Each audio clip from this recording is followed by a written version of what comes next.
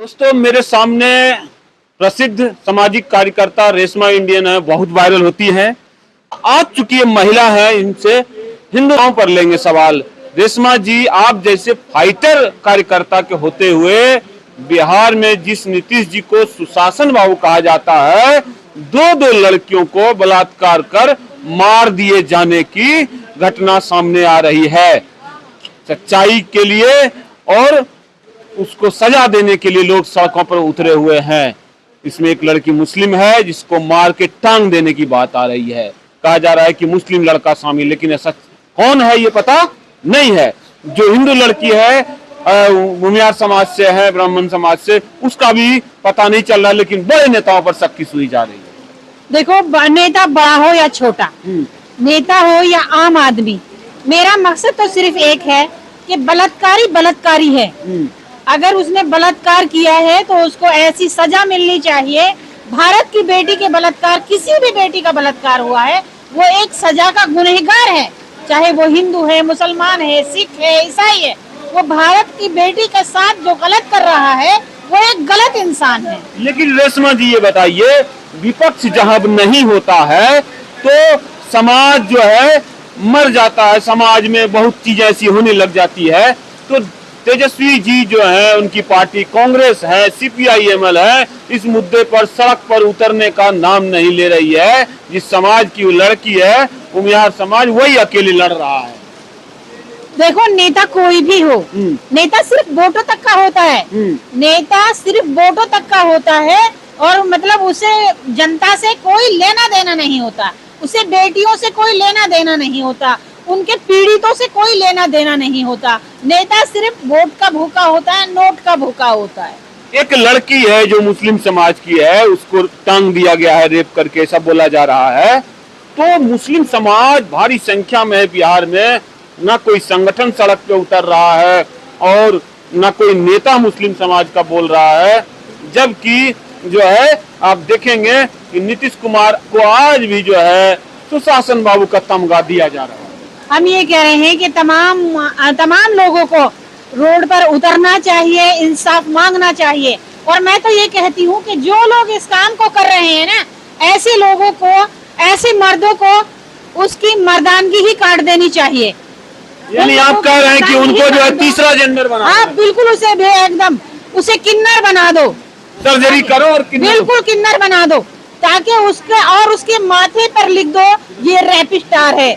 उसको सही तरीके से मैं ये ऐसी सजा देना चाहती हूँ ताकि वो जिंदा रहे और उम्र भर ये बात सहता रहे, बल्कि लोगों की ठोकरें खाता रहे।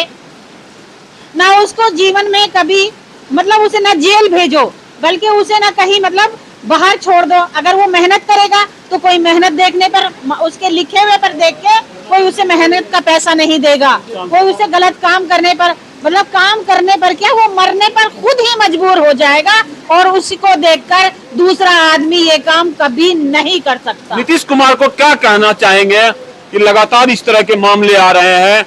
बालिका गृह कांड भी हुआ था, आपने देखा, CBI की जांच आधे में ही लटक गई। क्या हुआ? कुछ नहीं हुआ, और फिर ऐसे कांड होते जा रहे हैं। देखो, नीतीश कुमार जी अभी फिलहाल किस में हैं और कौन है, सामने देख के बोलो। मैं ये कहना चाहती हूँ नीतीश कुमार जी से। हालांकि नीतीश कुमार जी तो एक ऐसे वो हैं, लोटे हैं जो बिना पैंदी का लोटा नहीं होता, कभी इधर पलट जाए तो कभी उधर पलट जाए। वो तो ऐसा इंसान है नीतीश कुमार, वो इंसान है। हालांकि वो मुख्यमंत्री है, मुख्यमंत्री होते हुए वो एक नकाब वाली लड़की का नकाब खोल कर देख रहा है। भाई, तुम्हें नाम से मतलब है, उसके नकाब से, उसके चेहरे से, उससे क्या लेना देना है?